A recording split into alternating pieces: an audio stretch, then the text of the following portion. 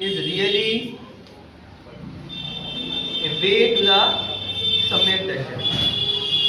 Worship to the God is way to the Samyak Darshan, and worship to the God has such a power that can destroy all your mishappenings, all your unhappiness, and all wrong situations. You are doing the worship to the Anantanand Supremacies in Ashtanika Mahaparv by way of Siddhi Chakra Vidhan, and you know Maina Sundari has done this Vidhan in Ashtanika Mahaparv, and she was able to destroy the disease of 700 peoples. If Maina Sundari was able to destroy the disease of 700 peoples by way of Siddhi Chakra Vidhan in Ashtanika Mahaparv, naturally, if you have a right belief in yourself, obviously you will be able to destroy all your mishaps and all disease. But the only thing is your right belief should be with you. बंधुओं, भक्ति की महिमा एक अद्भुत है। भक्ति की महिमा एक अद्भुत है। यदि आपके अंदर भक्ति के भाव उमड़े हैं तो निश्चित रूप से हमने कल भी बताया था कि आप क्या है, सम्यक दृष्टि है। जिसका देव शास्त्र गुरु के प्रति समर्पण होता है, देव शास्त्र गुरु के प्रति भक्ति के जिसके भाव होते हैं, यही तो सम्यक दर्शन का लक्षण है। सम्यक दर्शन की जब हम परिभाषा देखते हैं तो क्या यही देखते हैं, पहली प्रतिमा जो दर्शन प्रतिमा है, तो दर्शन प्रतिमा के विषय में क्या कहा, सम्यक दर्शन शुद्धा, जो सम्यक दर्शन से शुद्ध है। तो सम्यक दर्शन क्या है, सम्यक दर्शन भोग निर्विन्ना पंच महागुरु चरण शरण्यो दार्शनिक तत्व ग्रह्य। तो बोले कि जो पंच महागुरु शरण लेता है, यानी अरिहंत स्थित आचार्य उपाध्याय और सर्व साधु की जो शरण लेता है, वही दार्शनिक प्रतिमा यानी के दार्शनिक श्रावक है।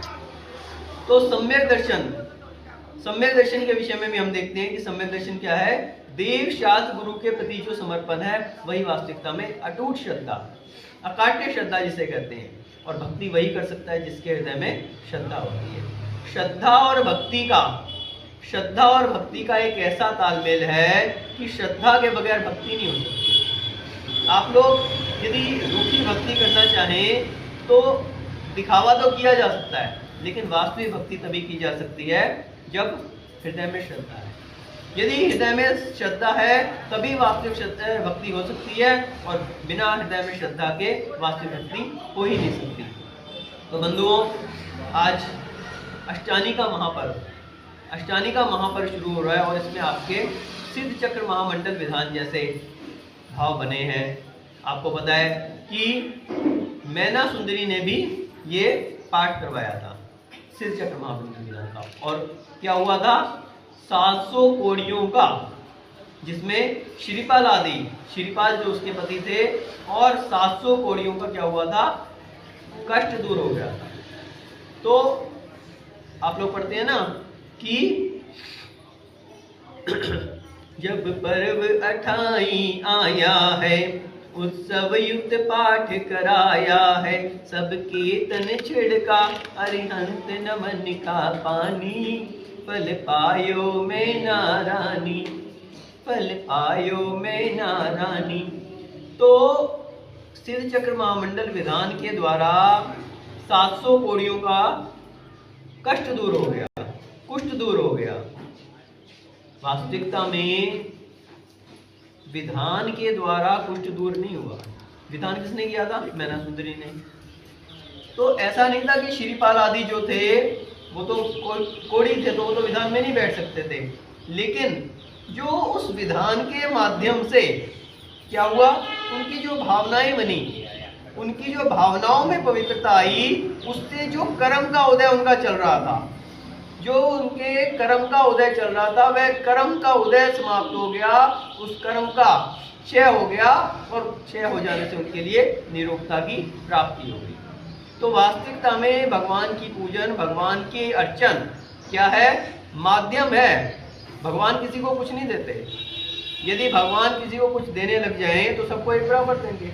जैसे एक पिता होता है, पिता क्या करता है, सबको बराबर देता है। तो यदि भगवान स्वयं कुछ देने लग जाए तो फिर वो सबको एक बराबर देंगे, किसी को भी वो कष्ट नहीं होने देंगे।